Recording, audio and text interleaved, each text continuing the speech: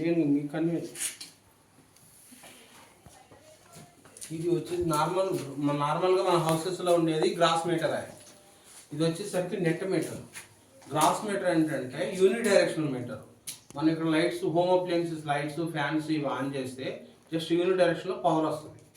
ఇప్పుడు day time ఇక్కడ ఎవరు లేరు అంటే ఇక్కడ అన్నీ లాక్ చేసి ఉన్నాయి. ఇప్పుడు సన్ అవైలబుల్. ఈ పవర్ జనరేషన్ అయ్యే పవర్ ఏమవుతుందంటే రిటర్న్ గ్రిడ్కి వెళ్ళిపోతుంది. అప్పుడు ఏమవుతుందంటే బిల్లు మనకి లెస్ అయిపోద్ది. ఎలా అంటే ఇంపోర్టెడ్ యూనిట్స్ వచ్చేసరికి ఇప్పుడు 3 kW అంటే వీళ్ళు ఇంపోర్టెడ్ యూనిట్స్ రోజుకు 10 యూనిట్లు ఇంపోర్ట్ చేసుకున్నారు. మంత్లీ 300 యూనిట్స్ వీళ్ళు power consumption.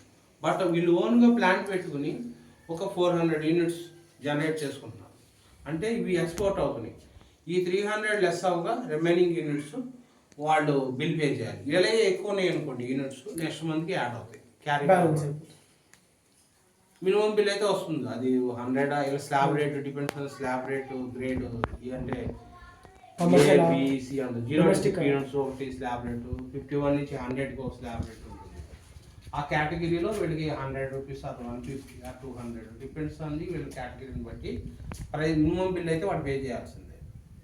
Okay, ED fixed charges, customer charges, ఇది మీటర్ ఉన్నన్నాళ్ళు బిల్ వస్తుంది. ఎనర్జీ ఛార్జెస్ అనేది వీళ్ళు వాడుకునే దాన్ని బట్టి, లేదా వీళ్ళ ఎక్సెస్ ఉంటే గ్రిడ్కి వెళ్తాయి, లేదు వీళ్ళు ఎక్కువగా వాడుతున్నారు అంటే వాళ్ళు జనరేట్ చేసిన దానికన్నా ఇంపోర్టెడ్ యూనిట్స్ ఎక్కువ ఉంటే ఆ యూనిట్స్ రిమైనింగ్ యూనిట్స్కి బిల్ పే చేస్తారు. ఇక్కడ వచ్చేసరికి ఏసీడీబీ, డీసీడీబీ ఇన్పుట్ వచ్చింది. ఇక్కడ ఏసీడీబీ, డీసీడీబీ అంటే ఏసీ ఇన్పుట్ సోలార్ ప్యానల్ నుంచి వచ్చే డీసీ ఇన్పుట్ ఒక దాంట్లోనే వచ్చింది. ఇది protection purpose to safety for the inverter. Inverter అనేది ఇది ఆన్ గ్రిడ్ సిస్టమ్, ఇది వైఫై కనెక్షన్ ఉంటుంది. ఓకే, ఇది వచ్చేసరికి ఇన్వర్టర్ ఏంటంటే ఛార్జ్ కంట్రోలర్ ఇందులోనే ఇన్పుట్లో ఉంటుంది.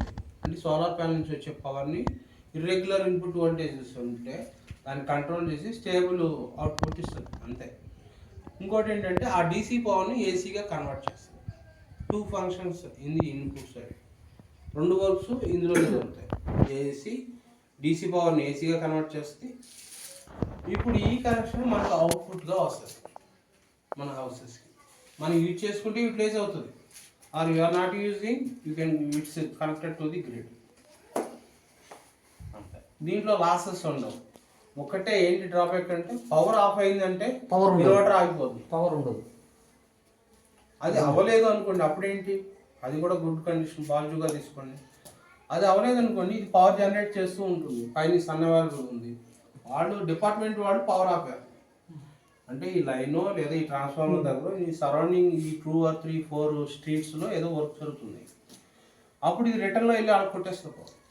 అక్కడ లైన్ మ్యాన్, అక్కడ ఈ సర్వీస్ వాళ్ళు, ఈ డిపార్ట్మెంట్ వాళ్ళు ఉంటారు. వాళ్ళు ఏంటి అక్కడ ఆల్రెడీ వైర్ పట్టుకుని ఉంటారు. ఇది ఆన్లో ఉంది అనుకోండి, డైరెక్ట్ 230 volts ఆన్ కొట్టేస్తారు.